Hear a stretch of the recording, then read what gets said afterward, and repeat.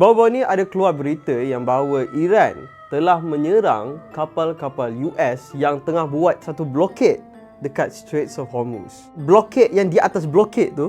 Dan baru-baru ni ada keluar satu report yang mengatakan bahawa US telah menyerang satu oil tanker yang berasal daripada Iran. Ada satu oil tanker ni dia tengah keluar daripada the Straits of Hormuz, dan disebabkan serangan tu, Iran pun dia respon dengan serangan diorang sendiri dengan hantar kamikaze drone dan juga misil diorang. Tetapi daripada exchange of fire daripada dua-dua kapal daripada US dengan Iran ni, dia ada dua conflicting information yang berbeza lah. Iaitu information daripada US mengatakan bahawa serangan daripada Iran tu memang berlaku. Diorang memang kena serang daripada Iran. Tetapi diorang deny ada serang apa-apa oil tanker. Tetapi information daripada Iran adalah apa yang saya kata tadi lah. Diorang nampak US tengah serang diorang punya oil tanker, so diorang balas balik lah dengan serangan diorang. Iran dia ada claim yang bahawa dia telah menghancurkan ataupun critically damage kapal-kapal US yang berada di situ. Tetapi US mengatakan bahawa diorang tak menerima apa-apa damage pun. Maksudnya serangan tu tak ada apa-apa efek kepada mereka. Dan ini mungkin juga ada kebenaran, sebab kalau kita tengok dekat blockade tu, kapal-kapal US tu still ada kat situ. Dan US ada mengatakan diorang hantar balik serangan diorang dengan menyerang kawasan-kawasan coastal area yang berdekatan dekat Straits of Hormuz tu, iaitu Qassim Island dan juga Bandar Abbas. So siapa yang bercakap benar dekat situasi tersebut? Sebab kalau kita tengok dekat perspektif US, diorang punya kapal still ada dekat situ. Tapi dekat perspektif Iran pula, ada video yang menunjukkan bahawa diorang telah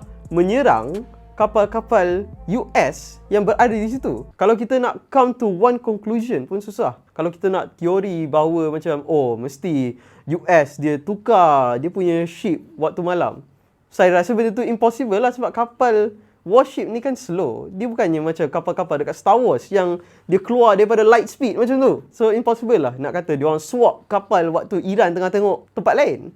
Dan daripada perspektif Iran pula, kita boleh nampak yang bahawa kebanyakan misil daripada Iran ni adalah sangat efektif, especially dia punya ballistic missile. Tapi apa yang the one weapon yang rasa macam it's probably not effective dekat kapal yang besar, mungkin dia punya kamikaze punya drone tu lah.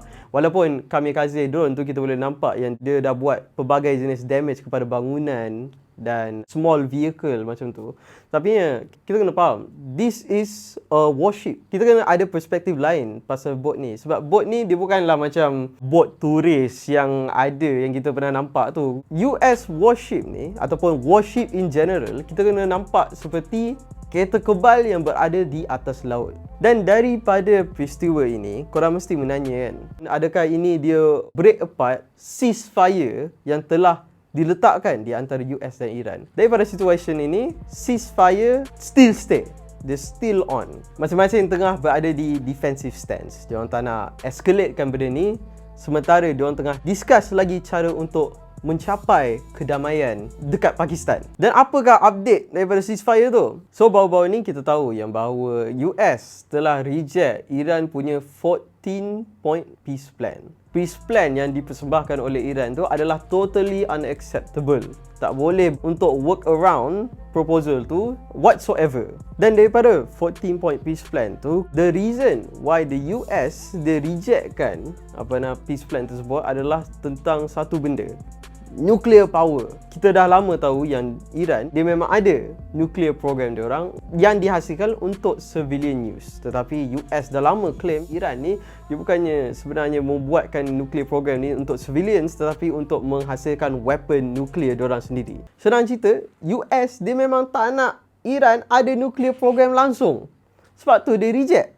So Iran pun baru-baru ni dia hantarlah counter offer. Counter offernya apa? Counter offernya dia sanggup untuk memberi satu portion of the nuclear material kepada negara yang ketiga, iaitu negara neutral lah, apa-apa yang US boleh pilih, untuk US check sama ada benda tu boleh di-weaponize ataupun tidak. Tetapi US pun reject kerana diorang kata yang counter offer tu adalah garbage, useless, totally unacceptable juga. Sebab Iran dia tak nak buang dia punya nuclear program ni sebab dia memang dah ada cita-cita untuk menjadikan nuclear power ni sebagai satu benda yang meningkatkan the quality of life of their citizens dan juga infrastruktur. Tetapi US dia nampak benda ni sebagai satu step yang dia fikir yang Iran first dia akan buat secara civilian. Dan akhir-akhirnya dia akan weaponizekan benda tu somewhere in the future. Sedangkan kalau kita tengok sejarah lah kan, argument ni dah lama dah dicampak oleh Israel. Waktu tu pun dia orang kata, oh Iran nanti 5 tahun nanti akan keluarkan nuclear weapon. Sekarang ni 2026 lah kot. Mana nuclear weaponnya? Lepas tu kalau kita nak tengok negara yang weaponizekan nuclear weapon, who is the one yang menjatuhkan bom atom di atas Hiroshima dan juga Nagasaki? Amerika lah kan. Lepas tu dia pula ada hak untuk nak berkata dekat negara lain yang nuclear weapon ni adalah benda yang bahaya. Yes, we obviously know sebabkan apa yang korang buat. Tetapi negara US tu still ada nuclear weapon diorang. Tetapi negara lain tak boleh. Where is the logic?